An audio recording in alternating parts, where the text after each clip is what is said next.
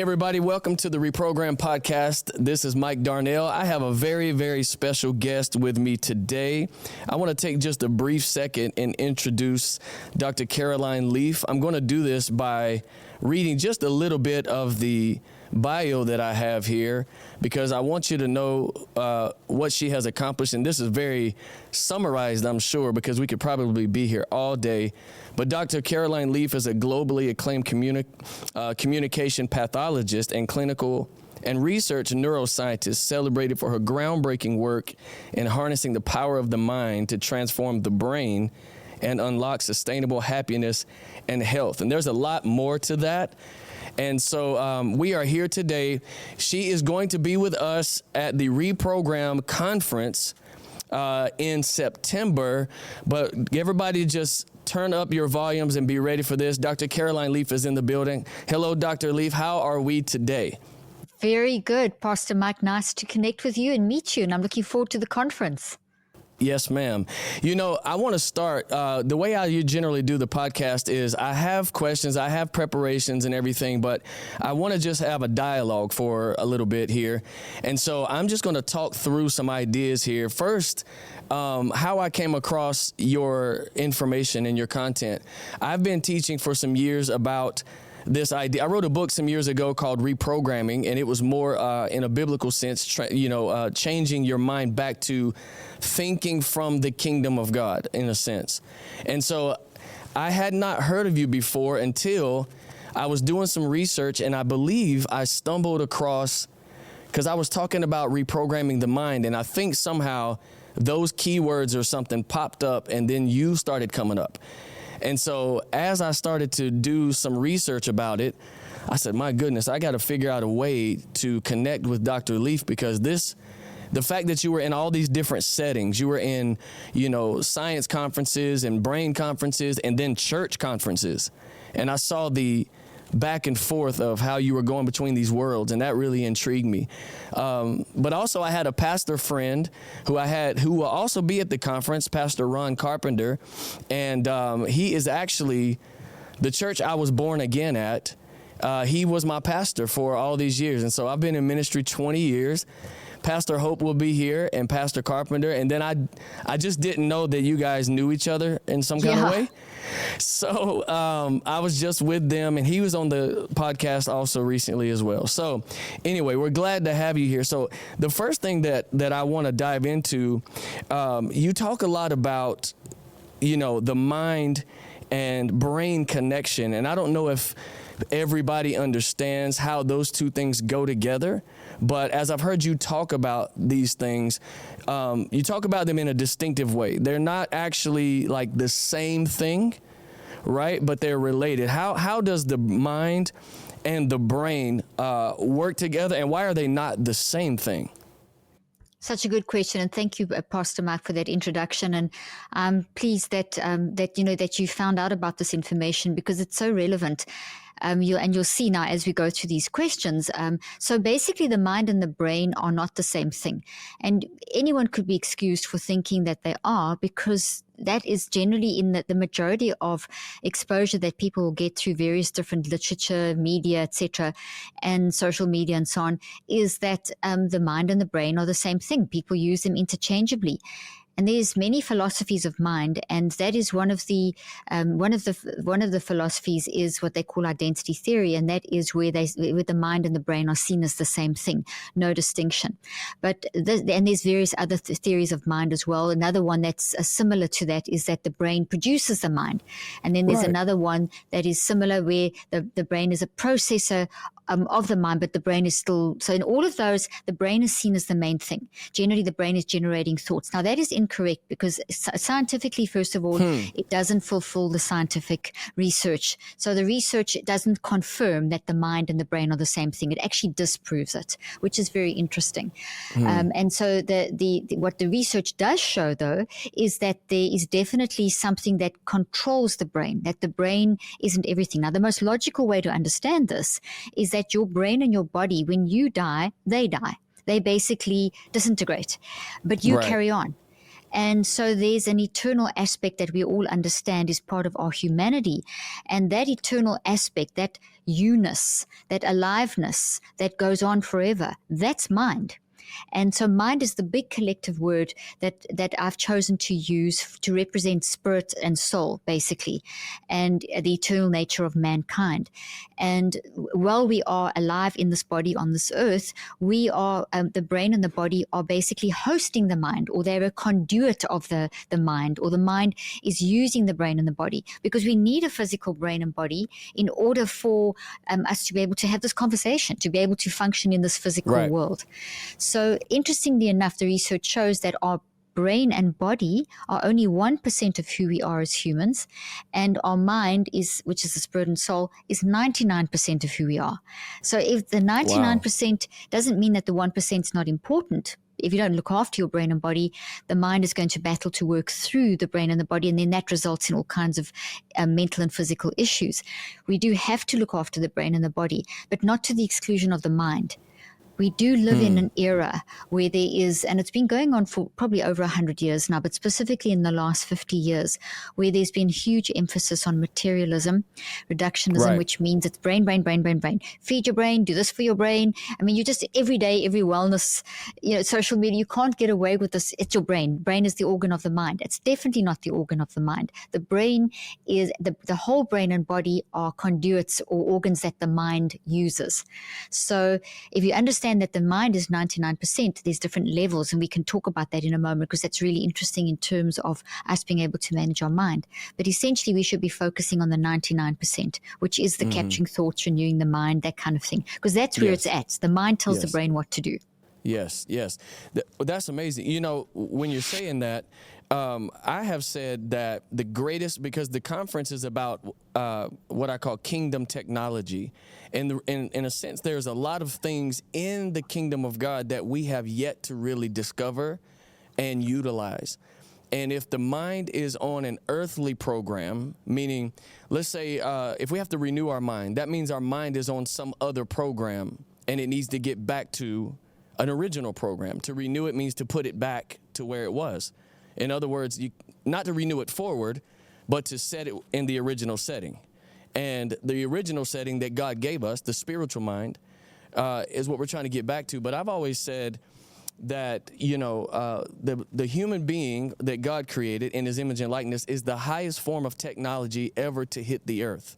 But when you're talking about, the advancement of technologies and the advancement of research and the advancement, and it seems like, as you were saying, we said we advanced, but we moved more towards materialism, more towards the physical, more towards the brain, instead of reversing back. And how do we get back to doing the research of the things that are not necessarily the tangible, but the intangible? I know that you caught some flack as I was reading through your information about kind of pushing the lines of certain boundaries in these areas. But how did you get on that path of going into maybe the intangible world? What pushed you into that?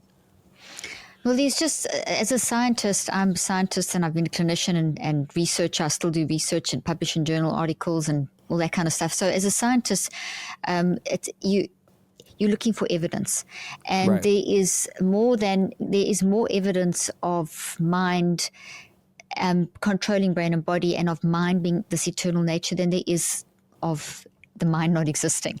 And a lot of current science will argue that we don't have free will, and that that the mind doesn't really exist. It's just a epiphenomenon of the brain, etc. So from the beginning of my work as a scientist, I saw from the research that this is where the evidence was lying. And if you look at the way studies are done, where they say that the brain is everything, they actually take people and they give people scenarios and they ask them questions. So they first do mind stuff, and then they look at the impact on the brain. So the brain's not a generator, the brain is just a responder. So the brain will then do what the mind tells it to do. So then the work is in the mind.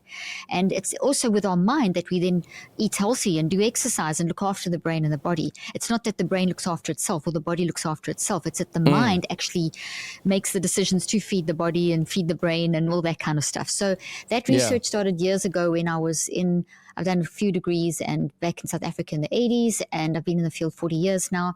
And I started working with people with traumatic brain injuries, and I had a professor who basically said that, there's no point in studying closed head injury, for example, because once the brain's damaged, that's it, that's kind of, and I challenged that and did some of the first neuroplasticity research in the world, and I've continued to do that research. And what that basically is with our mind, when we manage our mind, we change the brain and we change the body. So every moment of every day, our mind runs the show. And because our mind runs the show, our mind is changing because we're having different experiences, which means our brain and our body run the show. This is called, the field that I've specialized in is called psychoneurobiology. Psycho is the whole mind, spirit, soul aspect, and then neuro, brain, biology, body. And what we see from psychoneurobiology is that memories, for example, are not don't operate in isolation. Memories are stored in clusters. Those clusters of memories are thoughts, and thoughts are experiences. Those thoughts, which are made of memories, are stored not just in the brain, but they're stored throughout the entire body. So there's a version of that thought stored in the brain, very basic data version, and then there's different data versions stored in the body. But the main version of each cluster of memories is in the mind as an energy field. So we know a lot more now about electromagnetics, quantum energy, gravitational fields, and we know that that surrounds us and operates through us. Pretty much how a cell phone works is pretty much how our brain works. And the electromagnetic field that a cell phone generates, we obviously as humans generate those fields too, but they're more complex, obviously. So the mind is actually this field around and through you. It's unique to you. It makes your heart beat. It makes your brain work. It's enabling you to make 800,000 to 1 million new cells every second. When you die, all of that stops. If you have a sonogram, if you have an EKG, if you do an EEG, any kind of technology that is placed on your body, what you're doing is you're measuring how the mind is moving and working through the brain and the body. So with that, in that knowledge, and the knowledge that I gained from all the research and working with patients, showing them that if you enable them to manage the different levels of mind, you are going to change how the person feels physically and mentally and how they function in life. So you can't eliminate what's happened to you, but you can restructure and change and edit those memories and change how they are, rewire them in the mind, in the psychoneurobiological network, and therefore change how they play out into life. Yeah. So maybe a good next point to go to would be to understand the levels of mind. Yes. And then at the conference, I'll be talking obviously in more depth and explaining all of this with, lots of images and things, which makes it a lot easier to understand. Sure. I want to go back to another thing you said about how your day runs off of this idea in your mind. When I was studying some years ago, and when God was showing me this about the programs in our mind, I had this image of trees, and this is what really made me excited about talking to you, because so here's what happened. So as I was studying, God showed me in the Bible about all of the references to trees, and especially in Genesis 1, Adam and Eve eat from the knowledge of the tree of good and evil, which is a dualistic program. And this dualistic program is not God's program. God has a singular consciousness. He doesn't have the dualistic programs that we deal with. And so when he showed me this, he said that this is programs are like every time you see trees, you're looking at cultural programs, you're looking at ideas believed, you're looking at systemic thought, you're looking at networks and all of this. And then one day, as I was looking at your video, you had this whole thing of trees on the screen, and I was like, no way. Can you see this thing here? Is it possible that we're getting up every day, living out a program, and basically it's living us?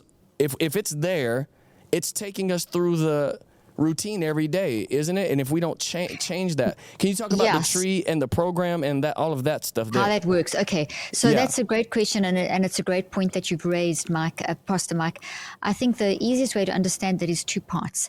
If I can quickly explain the levels of the mind and how they connect to the eternal mind, the mind, the spirit of God, godness, whatever I always like to say godness, because I think then we don't try and reduce God down to our level. Okay, so let me explain the levels of mind and then explain how we can, how programs run in the brain versus how, okay, so let me explain the whole thing. Okay, so first of all, let's understand, and as I said, I'll explain this in depth in the conference with imagery as well, which really helps. But your mind has got 3 levels. So think of your mind as spirit and soul. So think first of all of the soul level. And the soul level in current zeitgeist, the languaging of the current zeitgeist, that is often referred to as consciousness. And there's a lot of talk around consciousness. It's really all over the news. It's very in, it's been in for years, but it's very much a conversational thing at the moment. What is consciousness? And not that it's only now, it's been for years. So consciousness, what is consciousness? This is something I've been studying for 40 years now. And consciousness is that kind of soul level. It's our thinking, feeling, and choosing. It's our ability, like we have right now, to focus. We're awake and we're focusing on each other and we're having this one conversation. If your team and my team suddenly started both speaking to us at the same time and there were multiple conversations, no one would know what was going on, because the conscious mind is structured to handle one conversation at a time, which is around about 2 to 3 words per second. And it's focused and it's got this ability to capture data, and that data is all the experiences of our everyday life coming in through the mind, coming in as an electromagnetic field into our mind area, and our mind processes that. So it first goes from outside into the mind area, into the mind zone, kind of like the sky around you. And that we would call, so then your conscious mind is aware of that. Then you get the non-conscious, N-O-N, conscious, N-O-N-C-O-N-S-C-I-O-U-S, non-conscious, not unconscious, non-conscious. Unconscious is a brain state. So it's when you sleep, when you're knocked unconscious, if you have altered states of consciousness from medications and that sort of thing. That's affecting the physiology of the brain. So unconsciousness has to do with the actual physiology and physicality of the brain. But when we talk about non-conscious, N-O-N, we're talking about the realm of the mind, the realm of the spirit and the soul. So the non-conscious is the equivalent of your spirit, if you want to sort of anchor that in language that people are familiar with. So think of your conscious mind as being your soul, and your non-conscious mind as being your spirit. Now, your spirit is connected to the spirit. Okay, so, and we are all connected and all one in God, etc., etc. So here you are as a spiritual being predominantly. You have a conscious mind, and you also have an interim level, which is the subconscious. And the subconscious needs to be there. It's a filtering system. It's like a waiting room, because the non-conscious mind is so fast. It's beyond space and time. It's not limited by time. It's not limited. It's not limited by 2 to 3 words in a moment. It can deal with an infinite number of bits of information in any one moment. The estimated speed, and this is honestly estimates that we can only make based on the knowledge and technology that we have, is that the non-conscious mind probably operates at somewhere between 400 billion actions per second, if not faster. Wow. So that is really fast. And that should be, because your non-conscious is your wisdom, it's your insight, it's your intuition, it is your creativity, it is your ability to reason, to understand meaning, to have intentionality, all that amazing stuff, all the solutions, all the connection to the wisdom to know where to find truth, etc. All of that is there, including the stuff that you've put there from your experiences of life. So we go through life happens, it goes into our mind, and it goes into the conscious mind and non-conscious mind pretty much simultaneously. But the conscious mind is much slower, so it's only aware of something after the fact. So the non-conscious mind pretty much absorbs 100% of what's going on around you in any one moment. It then does this filtering thing where it eliminates a large majority. Otherwise, we wouldn't cope as humans. We would just explode. And it then finds the areas that we have, to use your wording, programmed, and I would call it wired. We've wired in certain ways of thinking that we didn't manage. So we've got certain toxic patterns in the non-conscious, and our non-conscious mind finds those. It says this sort of sweeping action finds those and puts those into the subconscious. So it slows it down, this very fast non-conscious can't fit into the conscious mind. The conscious mind would explode. Our brain and body would explode with that power. So it has to be slowed down. And so the non-conscious takes in the environment, neutralizes most of it, finds the most toxic area that is disrupting your life in this current moment, and slows it down and puts it into the subconscious. And then the subconscious catches your attention through signals. So it catches your conscious mind's attention through sending up signals. And those signals are how you feel, where you feel that in your body, what you're saying and doing, your behaviors, and your perspectives, your attitudes in life. So let's say you're feeling depressed, you've got a gut ache, you're feeling this depression in your gut or something, you are withdrawing from people, and your attitude is life sucks. So that's just very simple. But those four signals always work together. They signals, they data, they information. And what we're meant to do is, they signals coming from our spiritual part of us via the subconscious. They're attached to a cluster of memories that forms a thought. And those which look like trees, that's why I use the analogy of the trees, because they look like trees in the brain and hedges in the body, but they look like clouds in the mind. So they've got three different forms, these thoughts. Trees in the brain, hedges, garden hedges in the body, and clouds in the mind. And they're all connected. Is this from, when you say those images, is that from is that your symbols, or is that something in medical scans, or is that what the pictures are showing? I've used these analogies because it's the close view, but if you look at, and I'm going to show this in the conference, but if you look at scans of neurons, they look like trees. Okay. And when you zoom in on cells right down to the cellular, right down inside a cell, and you go down to microtubules, they look like little hedges. So we see from biologically, so we use analogies to explain complex biological terms, but essentially, and then if you look at electromagnetic fields, they form clouds. So that's where we get, so this conversation is first a cloud of all the words I'm saying are memories. So I'm speaking, I'm sending out an electromagnetic force. You and all the viewers and listeners are gathering this data into their mind as a little energy field. So each word is adding another drop to that rain cloud. If you think of a rain cloud made of drops of water, that's lots of little energy.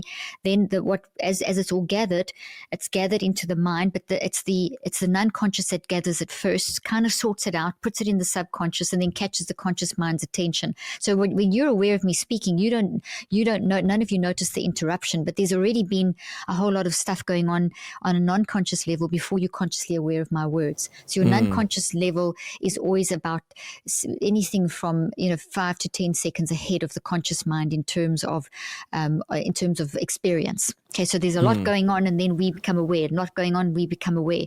And so this is happening all the time. And then once it hits the conscious level, the conscious mind then gathers that data and then puts it into the brain, makes a copy of it. So it makes a copy of that cloud. So think of a photocopy or something. And this is all done via sort of electromagnetics, and then it gets put into the brain, and then the brain responds on an electrical, and I'm holding up a brain here, so it's in the mind, and in the mind we put it into the brain, and then the brain has an electromagnetic and neurochemical and quantum response and genetic response, and that makes proteins. So the cloud then becomes, via that process, becomes these trees. The wiry looking tree would be a toxic experience, building a toxic thought, and it would be, let's say, a stormy rain cloud, a toxic looking tree and broken hedges. If it's a healthy thought, beautiful fluffy clouds, beautiful green tree, beautiful little hedges. That's kind of and they're all connected. So that's your psychoneurobiology. So when every experience every day is being wired in this way, in through the mind, the unconscious first, subconscious, conscious, and then the conscious does all this little copying and pasting, and the little networks are formed. Now, here's the thing. If we don't manage that process, we will build, because the brain is a data capturing device. Okay, it's a data. So what it does is it captures memories as data, memories as data, emotions as data. But there's no context, there's no logic, there's no reasoning. It also manages all our senses. So if you stimulate a part of certain parts of the brain, you can activate a memory, or you can activate an emotion, or you can activate a sense. But you don't activate abstract reasoning or logic or creativity creativity, because it's not coming from the brain. The brain just merely stored the data, but it's your mind that makes sense of the data, if that makes sense. So that's important to know. That's why we can be triggered, and if we live in our physical, mainly we don't renew our mind and capture our thoughts, because mind management that I teach is basically capturing a thought to renew your mind. If you don't do that, you're then going to be triggered by the data, and you're going to respond to the sensation.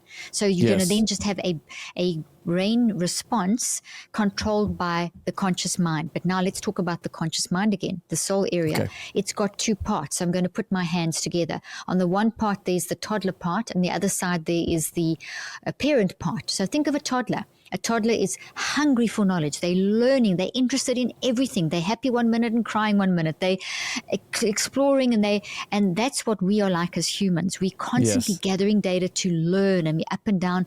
So if your toddler doesn't have a parent, there's going to be a lot of pain and a lot of problems and a lot of injuries. Same with us. If we don't have a parent guiding, so the conscious mind has a toddler part that we need to gather data and think and feel and choose. But to make good choices, you need the parent guiding. So the conscious mind, the soul area, has a toddler part and a parent part. What happens, to refer right back to your initial your question about we program, these programs that run us. That means that we have focused just on the toddler mind. We haven't listened to the parent mind. And the role of the parent is to guide, but the parent gets advice. So the minute that the balance in the conscious mind occurs between the toddler and the parent, that opens the doorway to listening to the signals from the subconscious, which means you're listening to your deepest spiritual level, and your spiritual level is getting its wisdom from the spirit. So we've got to keep the doorway open between the parent mind, the subconscious, and the non-conscious spiritual level, so we can connect with the spirit, which is God. Okay. So if we cut that avenue off and we just live in the toddler mind, then we're putting data into the brain in a toxic way. And if we don't manage that, whatever you think about the most, toddler mind, thinking about that social media scrolling, doom scrolling or whatever, and you just keep thinking in a negative way, that's growing. Whatever you think about the most grows. And then that becomes a toddler mind brain activation program or wiring that then tends to run us. And that's what causes the depression and the anxiety and that kind of thing. What we need to do, because it's very disruptive, and it also leads to increase in physical and mental health.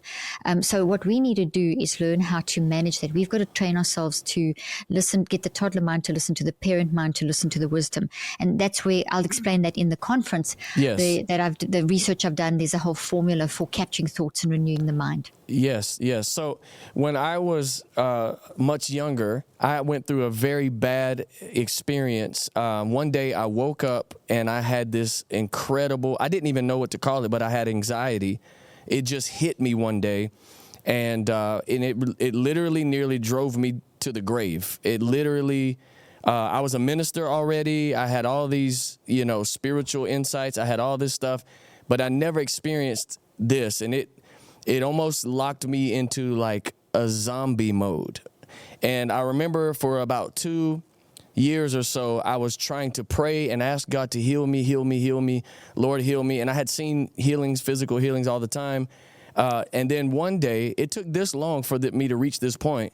One day, as I was laying in my office, crying out to God, I finally heard him say, and this is how I talk to a lot of people about their anxiety now. And I know your new book, Help in a Hurry, has a lot to do with dealing with that type of stuff, anxiety and all that. So maybe we can segue with this. He said, son, I'm not going to deliver you from what I gave you dominion over. And that one piece of information, you're talking about managing it, dealing with it. That one piece of information put me on a completely different, I did go through it biblically and I did learn through it biblically, but that, you're talking about mind management and all of that, I literally rewired the mind and stopped. I mean, within a matter of a week and a half, I stopped and I was suicidal. I mean, my daughter went through it some years later, and she got to where she wouldn't eat anything, wouldn't touch anything. She had agoraphobia, and she had every type of phobia.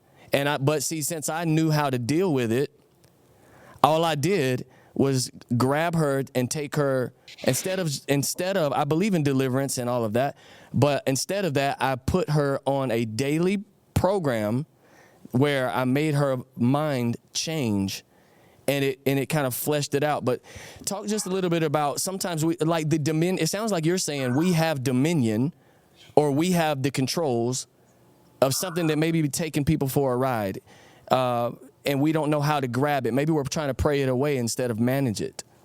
Exactly. It's mind management. You've got to get in that garden of Gethsemane and face it and go through it.